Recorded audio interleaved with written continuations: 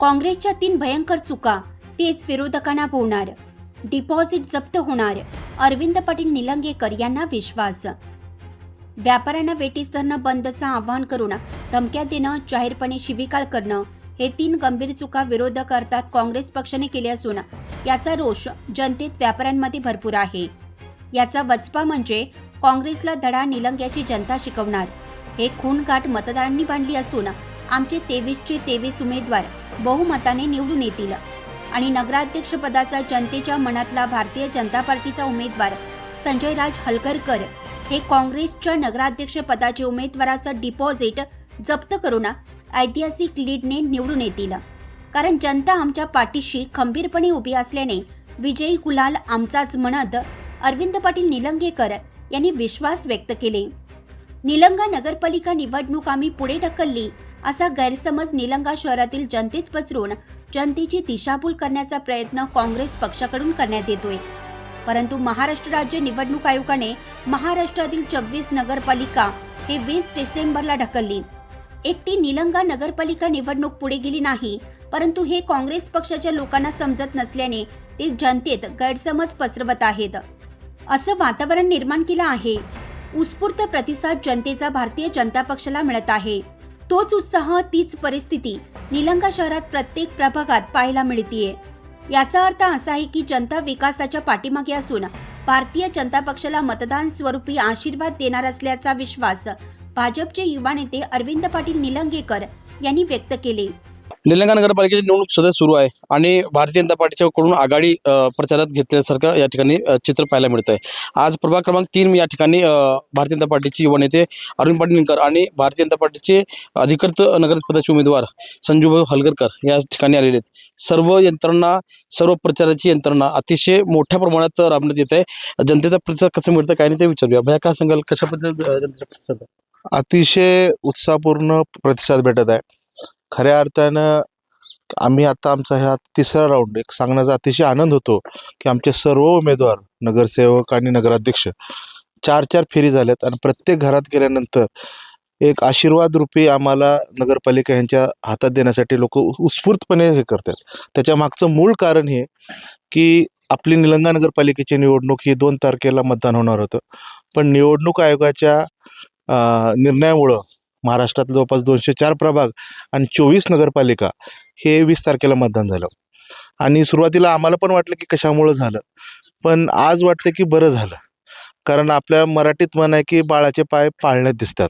आम्ही गेल्या 20 दिवसापासून आम्ही नेहमी वारंवार सांगत होतो की बाहेरचे लोक येऊन इथं अराजकता माजवण्यासाठी, असंतोष माजवण्यासाठी प्रयत्नशील राहतात, करणार आहेत प्रयत्न.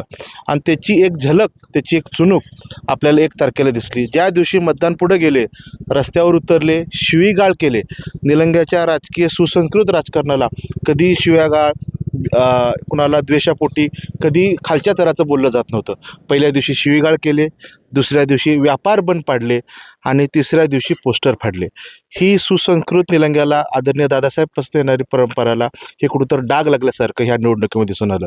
त्याच्यामुळं जनता, जो आमचा विजय थोडक्यात 2-4 हजार मतांनी होणार होता, आज असा विश्वास आम्ही घरोघरी गेल्यानंतर वाटतंय की निश्चित पुढच्या माणसाचं पण डिपॉझिट राहणार नाही. कारण जे 2 दिवस ज्या अनेक व्यापाऱ्यांचं हातावर पोट होतं, त्यांच्यावर फक्त तो 1 दिवसाचा बंद नव्हता, त्याचा परिणाम 2ऱ्या दिवशी झाला, त्याचा परिणाम 3ऱ्या दिवशी झाला. हे आगस्तापळ ज्या काँग्रेसच्या माध्यमातून झालं ते निश्चित त्यांना लोक 20 तारखेला कमळासमोर मतदान देऊन, आशीर्वाद देऊन त्यांना धडा शिकवतील असा विश्वास आहे. जिल्ह्यामध्ये 3 मोठे नेते होऊन गेले. निलंगेकर साहेब असतील, विलासराव साहेब असतील किंवा चक्र साहेब असतील. आपण अंत्यविधीला गेले होता, परंतु अशा राजकारण खालच्या स्तरावरती आतापर्यंत गेले नाही किंवा जाण्याचा प्रयत्नही केले नाही. आज असं वातावरण दिसतंय, तर ह्याच्याबद्दल काय अतिशय चुकीचं आहे. खऱ्या अर्थाने आता हे 3ही नेते काँग्रेसला 6 दशकं काम केले.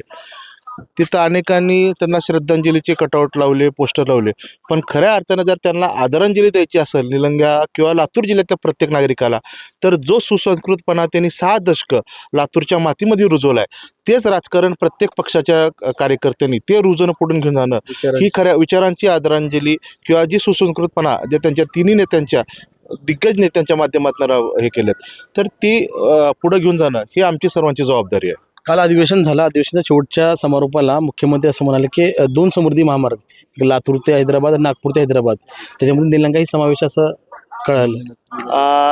हे अतिशय गोड बातमी. ॲक्च्युली उद्या जी बावनकुळे साहेबांची सभा होणार आहे, महसूल मंत्री त्यांच्यामध्येच ते त्यांच्या माध्यमातूनच ही घोषणा होती. पण काल अधिवेशनामध्ये माननीय मुख्यमंत्र्यांनी घोषणा केली, जे लातूरला ते कल्याणला जाणार आहे तो मार्ग, आणि तो हैदराबाद सीमेच्या आपला सीमा, तेलंगणा सीमा, कर्नाटक सीमा ते हैदराबादपर्यंत जाणार आहे. तो रोड आपल्या औराद मार्गेच लातूरवरनं जो जाणार आहे तो जाणार आहे, आणि त्याचा सर्वात जास्त फायदा निलंगा तालुक्याला होणार आहे. त्याच्यामुळे आपली दळणवळण व्यवस्था जी इथल्या युवकांची असेल, कारण आपल्याला इथं MIDC असेल किंवा इथं उद्योग क्षेत्र असतील, ते वाढवण्यासाठी सर्वात महत्त्वाचा पाया मजबूत करणं गरजेचं आहे.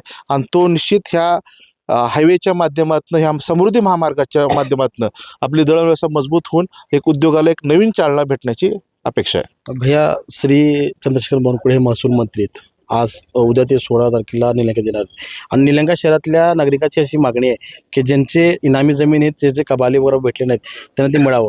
आता तर डायरेक्ट मंत्री येणार आहेत, त्याच्यामुळे मागणी कशा पद्धतीनं होईल? आचारसंहिता असल्यामुळं काही गोष्टीचं बंधन येतात. पण महसूल मंत्री हे त्यांना फक्त 1 वर्ष कार्यकाळ झाला, आणि ह्या पहिले महसूल मंत्री आहेत. 1 वर्षाच्या कार्यकाळामध्ये 52 ऐतिहासिक निर्णय घेतलेले आहेत. असे पूर्वीचे अनेक 3-3 वर्ष, 2-2 वर्ष महसूल मंत्री राहिले आहेत, पण त्यांच्या कार्यकाळात 2 ते 5 निर्णय झालेत.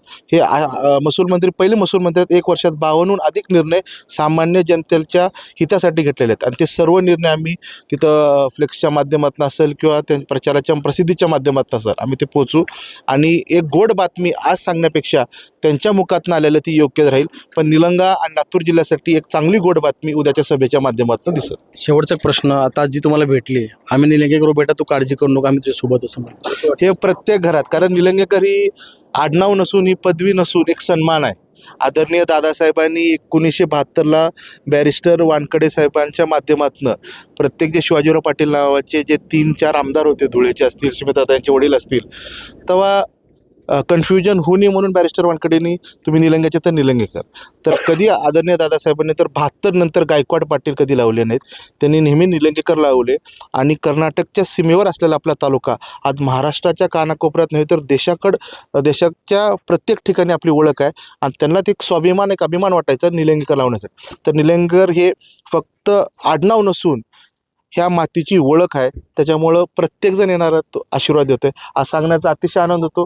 हे आपले काँग्रेसचं घर आहेत, त्यांनी पण संतोषजी आहेत, त्यांना पण हे वाटलं की जे 2 तारखेला म्हणजे बदल सांगतो, जे 2 तारखेला घटना घडली, 1 तारखेला घटना घडली, ती अतिशय चुकीची घडली.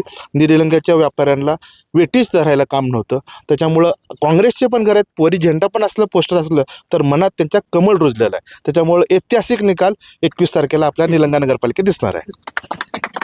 ऐतिहासिक निकाल हे येणारा 21 तारखेला भेटणार आहे किंवा दिसणार आहे. आम्ही निलंगेकर आणि निलंगेकरांच्या पाठीशी असल्याचा दावा या ठिकाणी अरविंद भाऊ पाटीलकर यांनी केलेला आहे. मी असलम दारेकर, APN महाराष्ट्र न्यूजसाठी निलंगा, लातूर.